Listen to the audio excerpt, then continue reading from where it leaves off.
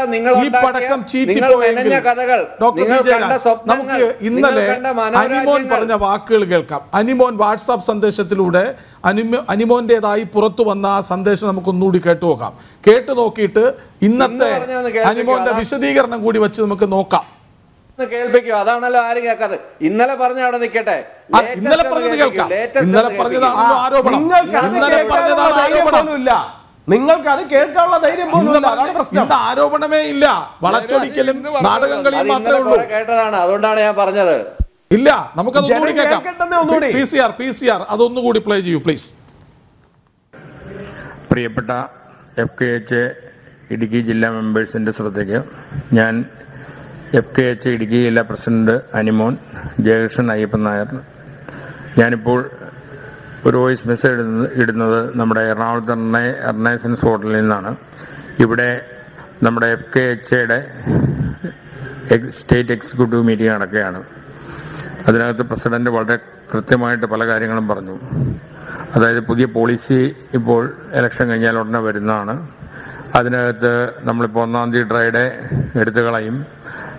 ബാക്കി സമയത്തിൻ്റെ കാര്യങ്ങളൊക്കെ അന്ന് കഴിഞ്ഞ ജനറൽ ബോഡി മീറ്റിങ്ങിന് പറഞ്ഞിരുന്നതാണ്. അപ്പോൾ ഇതൊക്കെ ചെയ്തു തരുന്നുണ്ടെങ്കിൽ നമ്മൾ കൊടുക്കേണ്ടതായിട്ടുള്ള കാര്യങ്ങൾ കൊടുക്കണം. അതിനാരും ഇതുവരെ ഇടുക്കി ജില്ലയിൽ നിന്ന് ഇത്രയും ഹോട്ടൽസ് ഉള്ളതിൽ ഒരു ഹോട്ടൽ, അതായത് സ്പൈസ് ഗ്രൂ ഹോട്ടൽസ് അണക്കര 2.5 ലക്ഷം രൂപയിലാണ്ട് ഒരു ഹോട്ടലും തന്നിട്ടില്ല. ഇപ്പോൾ എറണാകുളത്തെ ഹോട്ടലിൽ നിന്നാണ് ഈ വോയിസ് ഇടുന്നത്.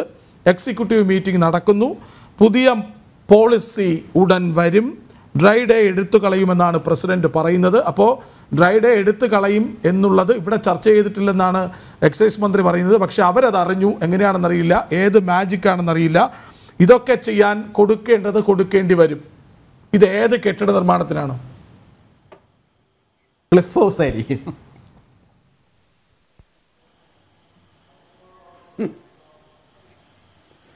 എങ്ങനെ ചിരിക്കാതിരിക്കും? ഇന്നലെ അയാൾ ചിരിക്കുകയാണെങ്കിൽ ഞങ്ങളാണ് ചിരിക്കേണ്ടത്. എനിക്ക് ചിരി വരുന്നുണ്ട്. നിങ്ങളല്ല. അപ്ഡേറ്റഡ് ആവും സുഹൃത്തെ, അപ്ഡേറ്റഡ് ആവും.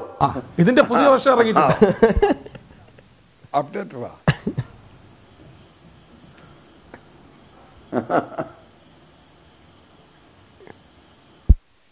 ജയരാജ് പറയൂ. എല്ലാ പ്രതികളും ഇങ്ങനെയാ പറയുന്നത്.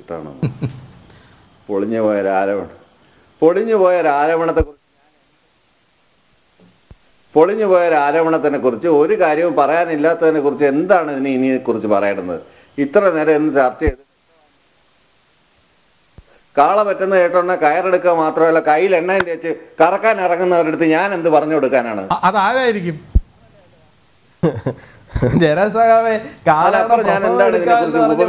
ചെയ്തിട്ടാണ് ഇപ്പൊ കാശ് വാങ്ങിച്ചിരിക്കുന്നത്. അതും കൂടെ നിങ്ങൾ പറയണം. അതാണ് ഇവിടുത്തെ പ്രശ്നം. കാള പ്രസവിക്കുന്നുണ്ട്, അതിന് കുറച്ച് കമ്മീഷൻ ആവും എന്ന് പറഞ്ഞിട്ട് കമ്മീഷൻ വാങ്ങിച്ചിരിക്കുക. അതാ പ്രശ്നം. അല്ല അതിന് ഈ അദ്ദേഹത്തിന്റെ ചിരിയിലും അദ്ദേഹത്തിന്റെ മറുപടിയിലും ഒക്കെ എല്ലാം ഒളിഞ്ഞിരിപ്പുണ്ട് എന്ന് തന്നെ വിശ്വസിക്കേണ്ടി വരും.